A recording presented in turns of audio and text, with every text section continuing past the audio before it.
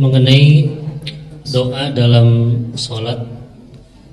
Kapan waktu berdoa yang benar? Apakah saat sujud dalam sholat, pada saat salam, setelah salam, dan doa ketika khutbah Jumat, apakah angkat tangan atau tidak? Yang pertama, doa dalam sholat yang dikabulkan ada 4 keadaan. Ada 4 keadaan dan dalilnya sahih. Yang pertama saat berdiri, hadisnya qudsi bahkan. Saat berdiri, ini jangan main-main dengan ini yang paling hebat ya. Hadisnya qudsi. Saya percepat saja. An Abi Hurairah radhiyallahu anhu qala. Dari Abu Hurairah, semoga Allah meridai kepadanya, beliau menyampaikan. Perhatikan, saya langsung kepada matan hadisnya. Idza qala al-'abdu ya, qussimatis shalah baini wa baina 'abdi. Kata Allah, kata Rasulullah, qala Allah azza wa jalla, Allah berfirman dalam hadis qudsi, qussimatis shalah atau qasamtu shalah baini wa baina 'abdi. Saya bagi dalam salat hak dan kewajiban antara aku dengan hambaku.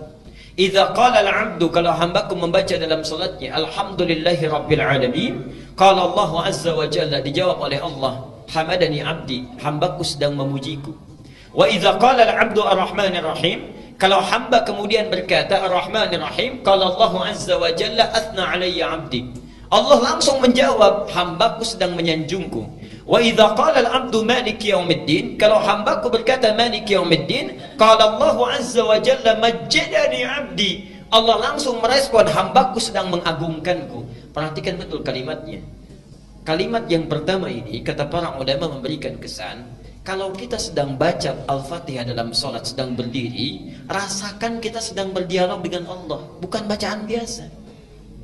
Karena itu turun hadis di Muslim nomor 97, yang di Arba'in nomor kedua posisinya. Ada ihsan, masjidnya Al-Ihsan. An ta'budallaha ka'annaka tarahu, fa in lam takun tarahu fa innahu. Jadi kalau kita sedang beribadah kepada Allah, rasakan seakan-akan bersama Allah, berdialog. Kalau kita tak mampu menatapnya, yakinkan saat beribadah Allah mengawasi kita. Itu ada jawaban. Yang paling hebat, perhatikan. Wa idza qala al-'abdu, ini poinnya. Kalau hamba sedang berkata iyyaka na'budu, perhatikan rambusnya ya, wa iyyaka nasta'in, ya Allah, kami jadikan aktivitas kami sebelum sholat sebagai ibadah kepadamu. Jadi sebelum sholat itu, nanti antum zuhur sholat ya, sekarang niatkan ibadah, nanti makan niatkan ibadah, minum ibadah, pulang ibadah. Kalau ada hamba yang seperti itu, wa iyyaka nasta'in, dan sekarang kami punya permohonan, hanya kami mohonkan kepadamu. Kenapa kalimat iyyaka nasta'in ini muncul? Karena ini perintah di Quran saat dalam fikih salat, Al-Baqarah 45. Perhatikan, bagi orang-orang yang punya persoalan sebelum salat, wasta'inu bis-sabri was-salat. Kenapa kita dipanggil oleh Allah lewat salat? Itu bukan hanya tuntutan fikih semata. Allah sebetulnya ingin menyelesaikan segala persoalan yang kita bawa sebelum menghadap kepadanya. Seakan-akan ketika mengatakan hayya ala sholat, di sholat, punya masalah apa? Punya problem apa? Punya kesulitan apa yang akan diselesaikan? Ya. Karena itu dalam panggilan adzan setelah hayya ala sholat apa? Hayya ala falah.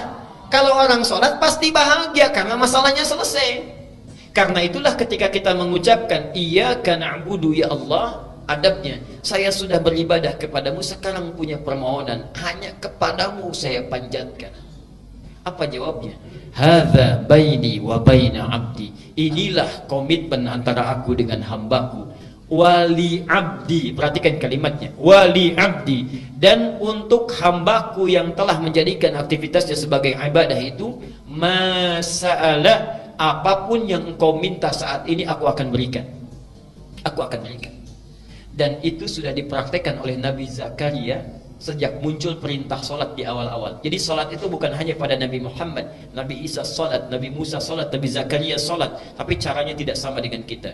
Perhatikan hebatnya cara Allah mengabulkan doa. Saya mau tanya, kalau suami istri sudah menikah puluhan tahun belum punya keturunan, suaminya sudah divonis sepuh, istrinya divonis monofos dan mandul, secara medis mungkin tidak punya anak. Secara medis mustahil punya anak. Nabi Zakaria bangun, masuk ke mihrabnya. Ali Imran surah 3 ayat ke-38 dan 39. Perhatikan, dalam sholatnya berdiri itu meminta kepada Allah. Hunalika da'a Zakaria rabbah. Di mihrabnya Zakaria bermohon kepada Tuhannya. Apa doanya?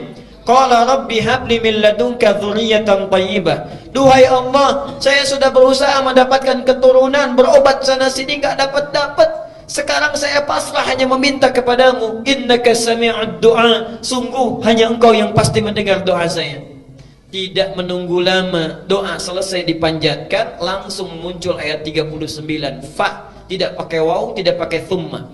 Fanadathul malaikatu. Maka tiba-tiba datang malaikat setelah doa dipanjatkan, menyeru. Perhatikan, wa huwa qa'imun yusalli fil mihrab. Sedangkan Nabi Zakaria itu belum selesai salatnya, masih berdiri. Masih berdiri dalam salatnya, baru selesai berdoa, malaikat langsung turun. Annallaha yubashshiruka bi Yahya. Anda dapat kabar gembira, Allah memberi kabar kamu akan punya anak. Langsung bahkan namanya dari Allah, Yahya.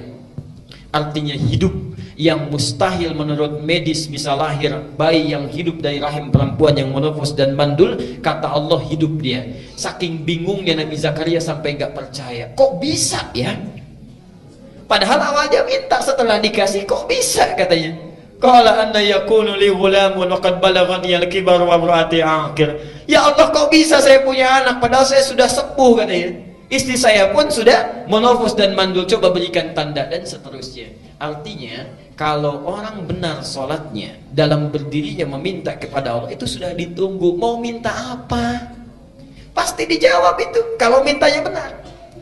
Pertanyaannya sekarang, maaf Bapak Ibu, kalau Allah sudah meminta seperti itu, apapun dikabulkan, mau minta apa? Yang belum punya motor minta apa? Yang belum punya mobil, minta mobil. Sudah punya mobil minta? Yang belum menikah minta? Yang sudah punya istri minta? Oh, minta istri lagi. Bapak Ibu minta anak, Pak. Bu, tolong tandain Bu ya, sebelah sini tadi bapaknya nih. Mungkin ibunya ada di belakang.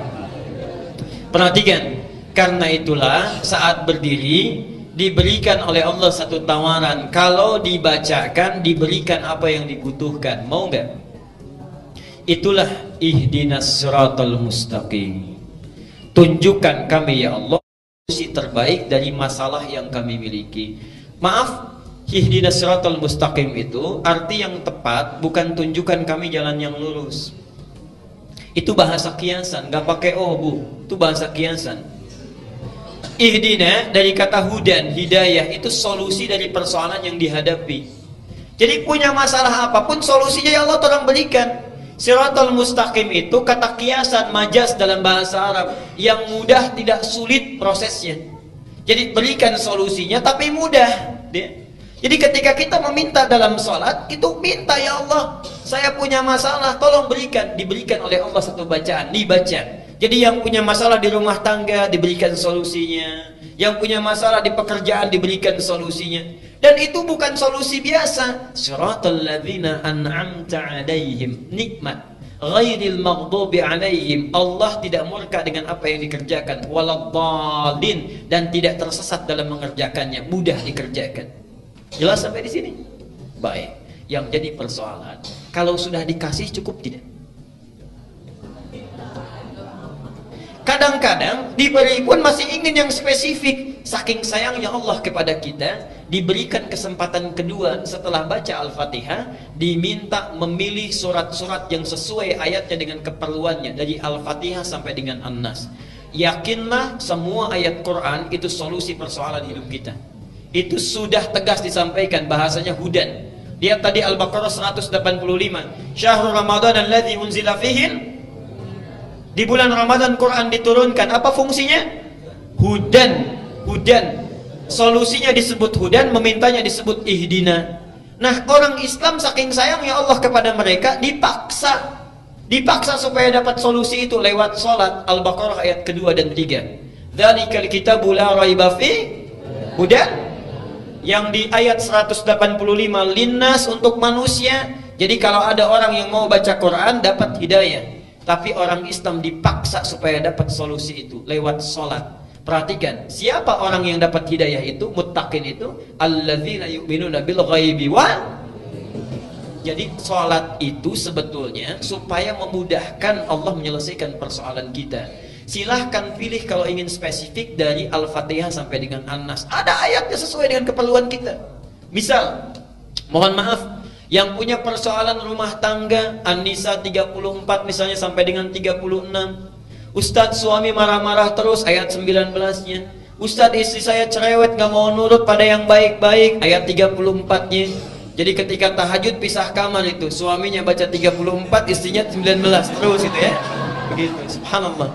Anak-anak gak bisa bagaimana mengarahkan supaya soleh. Lihat Luqman 13 ayat 13 sampai 19. Ustadz kalau anaknya banyak bagaimana? Yusuf pindah. Ustadz pekerjaannya susah saya ini, bagaimana supaya dimudahkan? Al-Isra ayat 79 sampai 82. Ustadz mudah tapi datang lagi banyak. Al-Insyirah, semuanya ada di situ. Tinggal kita bacakan. Masalahnya nggak hafal. Jadi dari subuh sampai isya yang dibaca itu lagi. An-Nas lagi. Pantas mimpinya ketemu jin terus, itu yang dibaca. Yang jadi persoalannya. Jadi pertama saat berdiri itu caranya. Jadi kalau ibu bertanya atau bapak bertanya dari kertas tadi, artinya siap menghafalkan ayat Quran. Hadir malam Jumat nanti kita berikan gambarannya. Yang kedua saat ruku, tapi dalam ruku nggak boleh baca ayat Quran. Ya, cukup mintakan. Baca doa yang sunnah dulu, bisa pilih banyak doanya. Subhanakallahumma bihamdika Allahumma ighfirli, atau subhana rabbiyal azim, atau subhana rabbiyal azim wa bihamdi, dan sebagainya banyak. Silakan setelah itu mintakan dalam hati kita atau membaca doa yang seperti Nabi contohkan. Silakan buka buku sifat salat Nabi, banyak di situ doanya ya. Yang karya Ibnu Qayyim Al-Jauziyah, yang karya Syekh Muhammad Nasiruddin Al-Albani, yang karya Syekh Sya'rawi, banyak buku sifat salat Nabi, ada penuntun di situ. Yang ketiga saat sujud, ini yang paling utama. Perhatikan hadis Ibnu Abbas. Innama aqrabul 'abdi min rabbih wa huwa sajidun fa aktsirud du'a. Tidak ada keadaan paling dekat antara hamba dengan Tuhannya kecuali saat sujud. Karena itu perbanyak doa saat sujud. Bukan hanya sujud yang terakhir, tapi dalam setiap sujud. Ya. Kenapa disebutkan sujud yang terakhir? Ini sebetulnya ada pesan penting di situ. Maaf, sekaligus saya sempurnakan.